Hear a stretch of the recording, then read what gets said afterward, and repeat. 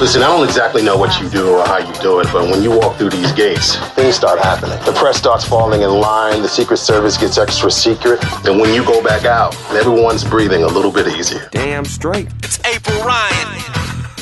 In for Roland Martin, brought to you by Chevrolet and General Motors. The all-new 2014 Chevrolet Impala with a style that looks to the past, examines the present, and is tailored just for you. Find new roads to 2014 Chevrolet Impala. April is a White House correspondent and Washington bureau chief for the American Urban Radio Networks. Good morning, April.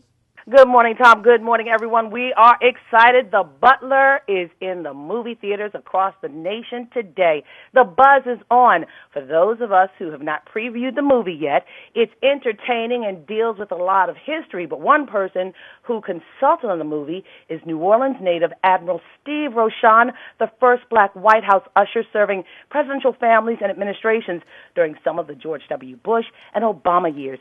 Admiral Rochon, it's indeed an honor to talk with you this morning. Good morning. Good morning, April. Thank you very much. Well, Admiral Rochon, how much does this movie mirror what actually happens in the White House? Well, I think it was a piece of genius, the way the screenwriter and also the producer and the director and the actors actually came extremely close to portraying how things and how butlers really go about doing their humble work in the White House. I think it was just so accurately done, and Forrest Whitaker played his role so incredibly well. I mean, I thought that I was working really right alongside a White House butler. Well, when you were advising Lee Daniels, how important was it for you to preserve the history and not reveal a lot of secrets, as it's known that you guys keep the secrets for those who work in the White House residence? Well, April, you know, we do guard what we do in the White House pretty closely, and I didn't reveal any secrets while I was there. But there were a lot of opportunities to try to help Lee Daniels and Pam Williams, producer, to get as accurate as possible. Some things you can do that without, divulging. Of course, when it came to areas where, well, Admiral, can you tell us, where would the Secret Service be stationed and what they would be wearing and if they would be armed? And I couldn't and wouldn't comment on those items. But there were a lot of other opportunities that I thought needed just a little bit of consultation, and it worked out really well. Well, guys, when Admiral Rochon worked at the White House, his office was sandwiched literally between the state floor and the residence, and it was very interesting. And he knows all about the men and women, the butlers, the chef staff, and he was the head usher. But can you tell us about those men and women? I mean, they are people we never hear about, those who are behind the scenes that really support the president and the First Family. Well, it was an incredible staff that I had there, and folks often ask me, what do I miss the most about that job?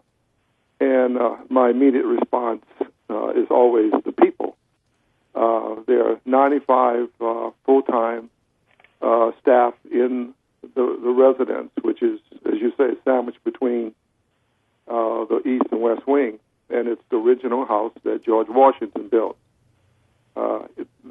95 people consisting, as you said, the butlers, the chef, the housekeepers, the plumbers, the carpenters, the painters, the florists, the engineers, the usher staff, the curators. These folks are hardworking folks. They never watch the clock.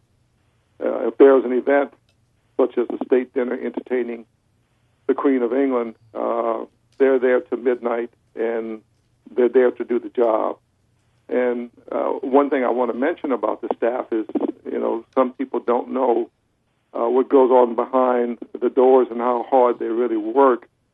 But I always like to put, I guess, a different spin on it, to say that they're there not just as housekeepers and chefs and butlers. There's 7 butlers, but they're there to put the best face on America, because they're entertaining heads of state. And so they have to make the president, not only the president and first lady, look great, but our country. Wow. Admiral Rochon, can I just say that you represent HBCUs as an alum of Xavier and your brother of Tuskegee, right? Yes, I'm very proud to say my big brother is the president of Tuskegee University. In fact, I think I may be going there next week. They're going to do a screening of The Butler. Yeah. Nice. Yeah. Now, how many presidents did you serve under? Well, in the White House, I served under 2. In the military, I served under 9. Wow. Have we met? Roland? No, this is Tom. Oh, this is the Tom. Yeah. We have met. We've met once. I thought so. And I think, actually, I was on one of your shows some years ago. Yeah. I thought I'd met you. Now, you saw the movie. A couple of times. One last question. Did you cry? Cried. I laughed. You did cry. I did cry. I'm not ashamed to admit that. Nice job, guys, Admiral. Guys, you know this, though. Admiral Rochon the character of Admiral Rochon is in the movie without giving it away. But he was also a mentee of author Alex Haley. And Admiral Rochon, you're the best. You're a friend. And thank you so much for joining us. Go see The Butler. It's in theaters today. All right, April. Thank right, you, April. Admiral. Thanks, April. Great job. Very good. Thanks, guys. Be good. Yeah. See, he cried. See that, Sybil? He cried too. See? Yeah, but he didn't cry like a baby.